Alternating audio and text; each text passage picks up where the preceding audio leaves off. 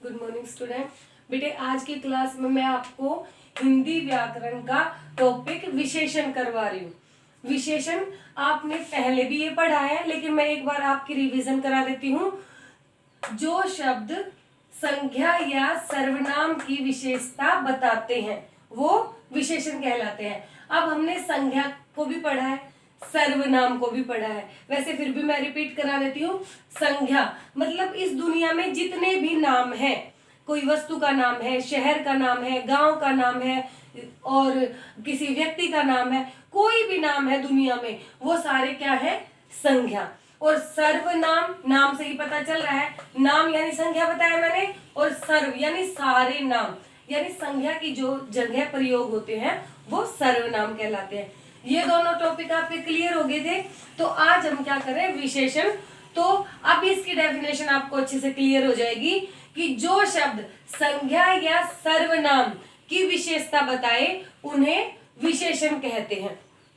भेद, प्रकार, कुछ भी कहिए तो भेद इसके चार है। पहला है गुणवाचक, दूसरा संख्यावाचक, तीसरा परिमाणवाचक और चौथा सार्वनामिक। अब नाम की बात करें तो ये चार होते हैं, लेकिन फिर हम इसकी डेफिनेशन पे चले जाते हैं। जो शब्द गुण, दोष, आकार, रंग, प्रकार आदि के बारे में बताए वो गुणवाचक विशेषण होता है। जैसे लड़का बहुत चतुर है, लड़की गोरी है, कमरा बहुत सुंदर है, यानी हम विशेषता बता रहे हैं, गुण बता रहे हैं, तो वो गुणवाचक के अंतर्गत आ जाएगा। ठीक है बेटे। उसके बाद है संख्यावाचक, यानी जो शब्द संख्या के बारे में बताए, यानी संख्या का बोध कराए, ज्ञान कराए, उसे संख्यावाचक विशेषण कहते हैं।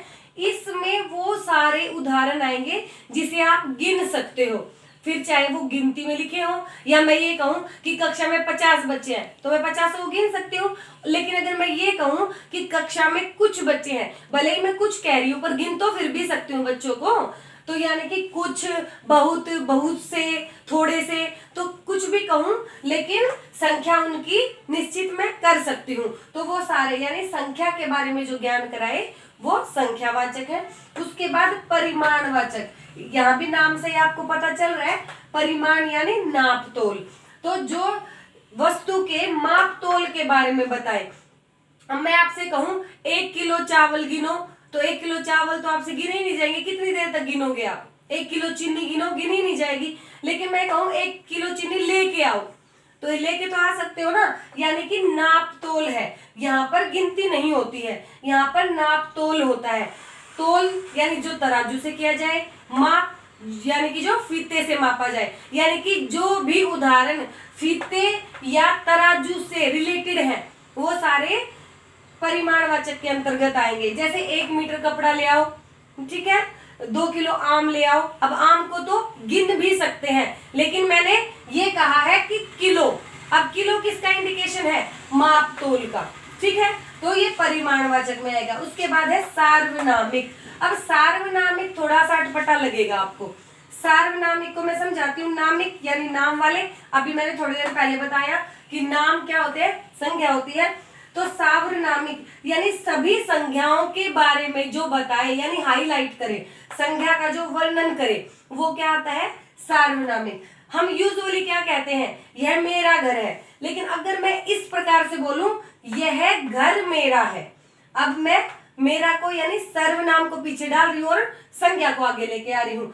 यह घर मेरा है, मैंने ये कह दिया कि इस कॉलोनी में घर तो बहुत सारे हैं लेकिन यह घर मेरा है, तो मैंने यह को किसको इंडिकेट कर दिया है। तो यह यहाँ पर क्या हो जाएगा?